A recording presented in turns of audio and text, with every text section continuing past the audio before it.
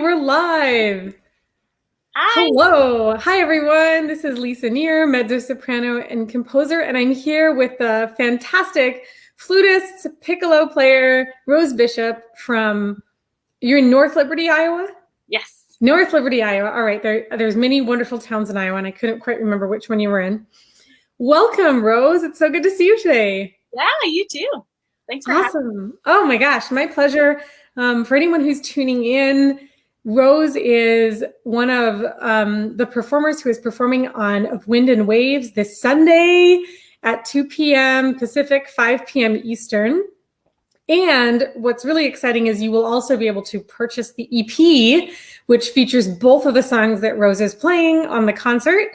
And so she's a huge part of this concert and one of the reasons why this concert is happening. So super excited to have you. And I just love for you to tell us a little bit about yourself, your career, what you have going on. You are involved in so many things, and introduce yourself to people if they're not familiar with all the amazing things you do.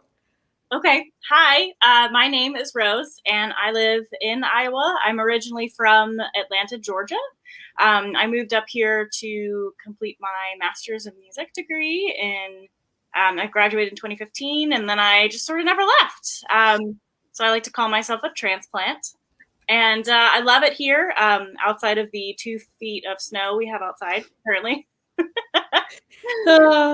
Yeah, so I am the flute instructor at Coe College, Cornell College, Kirkwood Community College, and Mount Mercy University. All 4 of them are in Cedar Rapids, Iowa. I teach flute lessons, I teach chamber, seminar, a whole bunch of different things. And then I teach a summer camp over at Cornell College called the Flute and Clarinet Summer Camp. I also teach at West Music, and I am the principal flutist of the Southeast Iowa Symphony, and then second flute and piccolo with the Quincy Symphony in Illinois and the Ottumwa Symphony in Ottumwa, Iowa. I teach clinics and give presentations and perform recitals all over the country. Never in a million years thought when I was in high school that I would make it this far as a musician. So it just feels, I don't know, I feel really lucky, and I'm so grateful to be here today and to be able to do what I love for a career. I just feel so lucky.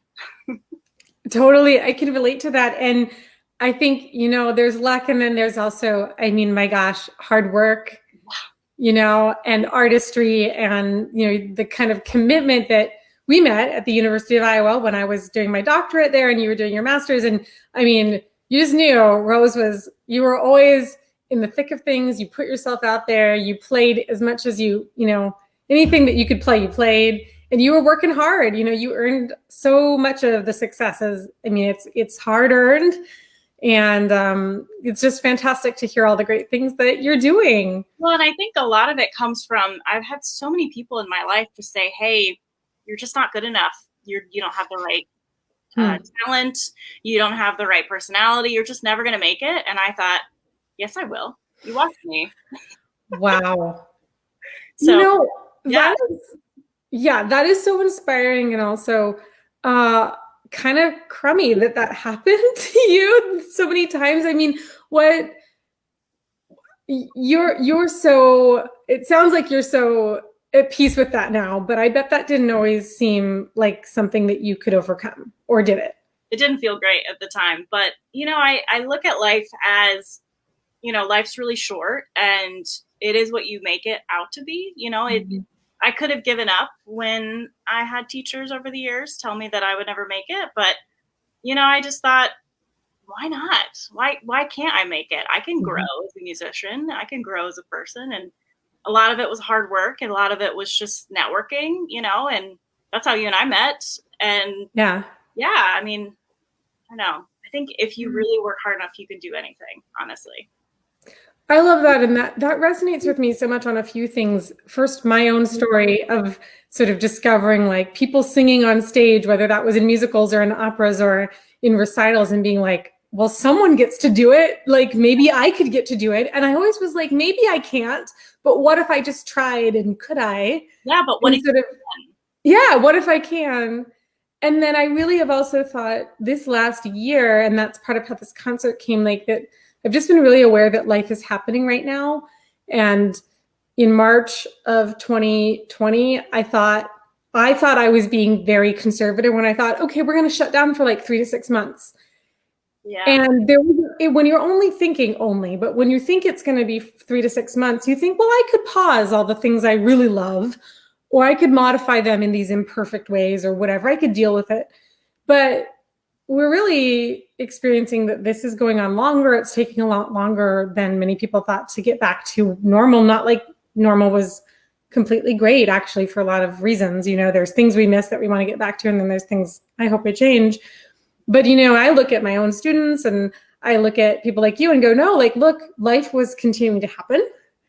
And that's how I also thought last fall we were talking about the piece you had commissioned, Night Song for Moths, and how to share it with audiences. And that's actually one of the impetuses for this concert was, well, let's make something happen. Like, life is happening right now. We can have a concert. So would you tell us about Night Song for Moths, and also reach out the pieces you're performing and give people a little sense of what they're going to hear, what you bring to the piece, like your interpretation of these pieces?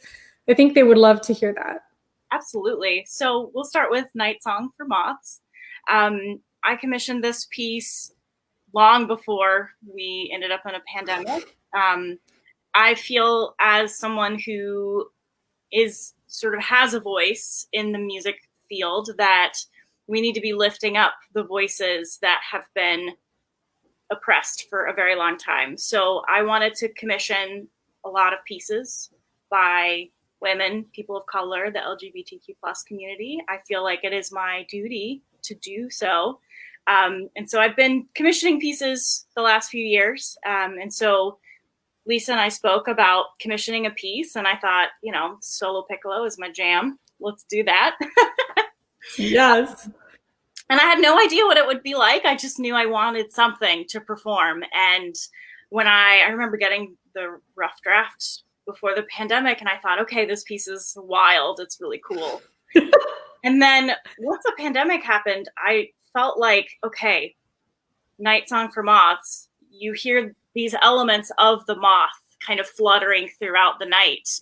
And there are certain passages where you think, you see sort of a lamp in the darkness. And so I looked at this piece as a light in my darkness. This pandemic has been really hard on me, and I know so many more people.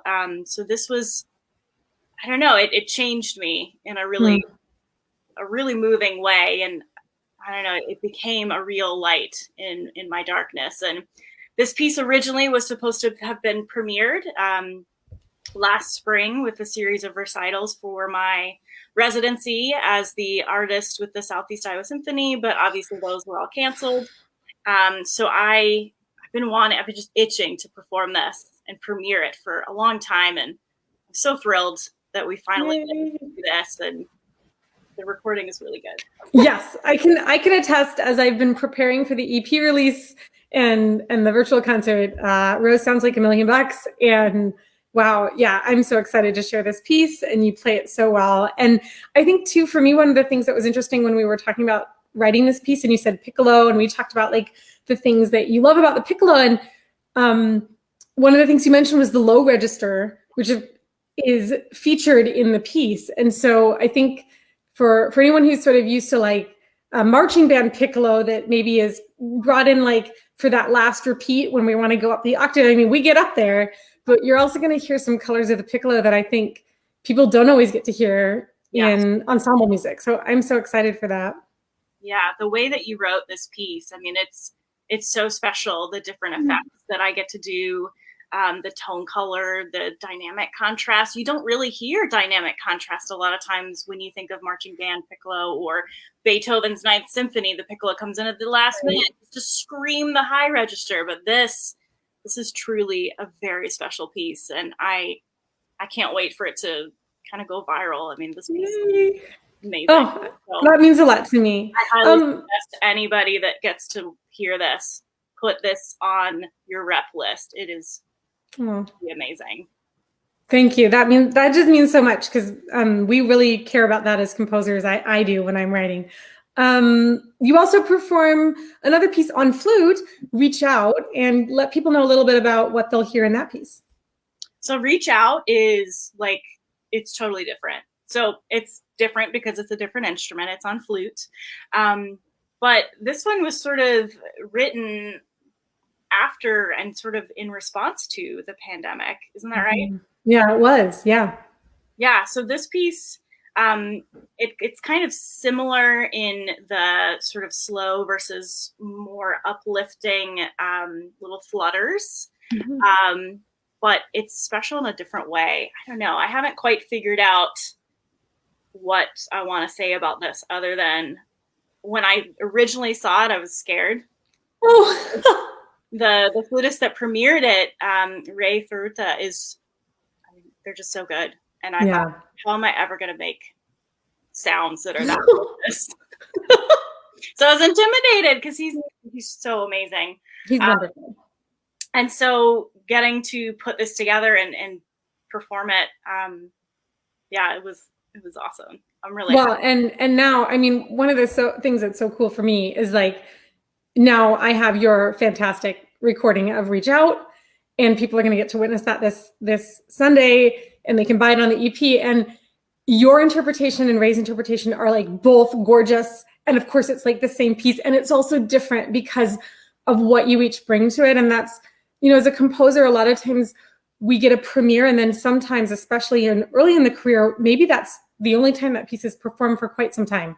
There's actually a piece Danielle is performing. Eddie is this harp piece that I wrote in my master's. It hasn't been performed in 10 years, because just, your network and the pieces you're writing and what's taking off, there's sort of seeds you have to plant, right? Yeah. And so it's really thrilling as a composer when you start to hear multiple professionals and what each of you bring, and what you bring is like gorgeous and special, and it's different. It's the same piece, but it's different. It's you, and your playing is just so awesome. And the other thing I'll tell people about Reach Out is, it was written for Ray as a part of the Gabrielle Alina Frank Creative Academy of Music Gig Through COVID project. And that was a project that the composer Gabrielle Alina Frank, she led the way right when the pandemic hit and a bunch of performers were losing their gigs and losing their income. And so she fundraised and also contributed funds herself towards this project where we composers donated pieces, new pieces, and then the performers could perform them and have a gig and make some income. And because of that, Reach Out was very much thinking, as I was writing it, about sort of a longing feeling about, different ways to reach out mentally, emotionally, over the phone to one another, the ways we can't reach out and touch each other in the same ways anymore. So that's one of the things that inspired that piece. Well, and I like to think of it as sort of a hope that, we are in a pandemic and we don't know what the future holds necessarily, but I kind of feel like it's okay to grieve, but then it's also okay to be positive during this time and to try new things. And I don't know, it was sort of the glass half empty feeling that I needed towards the end of the fall semester, especially because it was really hard teaching full-time online. When I used to travel all over the country to do stuff, it was really hard. And so this piece, I don't know, it's the light in that darkness. You have to find the special moments in this time of grieving, really, and figure out like what makes you truly happy. And this project has been just an absolute dream. Wow. Well, thank you. That means a lot. And it's only happening because of you and because of our other fantastic performers. I can't let you go without asking about your book. You have this book that's so fantastic, A Flutist Guide to the Voxman Etudes. And so you have to tell, there it is. Yes. Yay. So tell us about this book and what need you're serving with this book, you and your co-author. So Lizzie Darling is my just amazing partner in crime. She has been with me through thick and thin. We met years ago when we both adjudicated for the same competition, and we've just been really close friends ever since. Every year we use this book for our all-state auditions. Okay. In Iowa, and fun fact, in 14 other states in this country. Wow. Okay. Etude book for their auditions. And every year they would always pick etudes that had never been recorded. And so I would record them for my students. I would put it on YouTube, and then I would spend 6 months basically only teaching these etudes. I learned a lot about how I myself process teaching, and I learned a lot just from my students, what they did well with learning and what they didn't. And I noticed the recordings I would post, there would be, my recordings of them would be the only thing out there. So they would get 2,000 to 5,000 hits every year.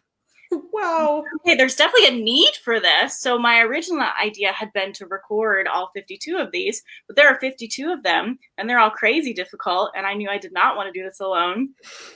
So I remember when I approached Lizzie, she was like, yes, like without even a second thought, she was on board. And so we thought, okay, if we're going to record, we might as well put what we do for a living into this. Let's talk about how to play these etudes. Let's research them and find tempo markings, tempo suggestions. There's a bunch of errata in this book that's never been corrected. This book's 50 years old. So that's basically what this book came out of. We have 52 note perfect professional recordings that we spent the summer doing.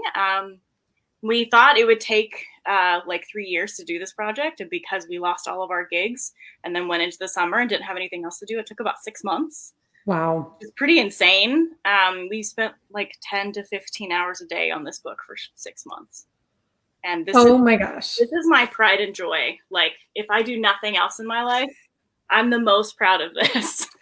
I would be too. And I love hearing about this. This is one of the things I love about being a composer, is because we have All-State for singers. It's not the same as the instrumental etudes and the excerpts that you do in vocal music. So my experience teaching voice, it is not the same as what you're describing. And it gives me this window into what the training for flutists is across the country. And that's so neat. And also, holy smokes, it sounds like this was a huge need that you two filled. Yeah. That's so awesome. We're presenting at flute workshops all over the country this spring, just to talk about our process for doing it, why we felt it was necessary, what you get out of the book. I mean, we researched the 52 etudes in this book, and less than half of them had professional recordings. Wow. We thought, well, why don't we just do that? Yeah. So, yeah. That's awesome. So any flutists and flute teachers watching, now you know what you need to get to help your students. That's so fantastic. Well, Rose, thank you so much for taking the time to talk with me today. And I mean, even more than that, I mean, just thank you for being a part of this concert and this EP release of Wind and Waves. Anybody watching, you have to come on Sunday. The tickets are on sale now. I'm going to post the link below when this video is concluded. So you can go get your tickets. It's $10 a household, which is a steal to hear these wonderful performers. Rose Bishop, you'll hear Daniel Kuntz on harp. You'll hear me singing a piece. You'll hear Christine Horning. You'll hear, she's on clarinet, and you'll hear Catherine Winderknecht-Moritz on violin.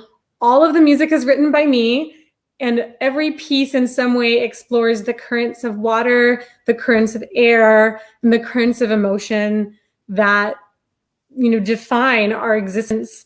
And it's an opportunity to sit, like Rose was saying, with whatever it is you're feeling. I love that music unfolds in time. And one of my missions as a composer is to use that time-based art to give you a space. If it's kind of sitting with some grief and letting that have a little space, if it's sitting with some hope or discovering hope or hearing something that makes you feel that flutter of hope, or if it's enjoying where your imagination takes you as you hear Rose play these fluttering melodies that inspired the moth idea.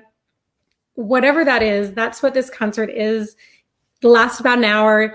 It's also an EP release party for the EP that has both of Rose's tracks plus my performance of American Waters that will be released the same day on Bandcamp. So this is going to be a super special event. I hope you all can come.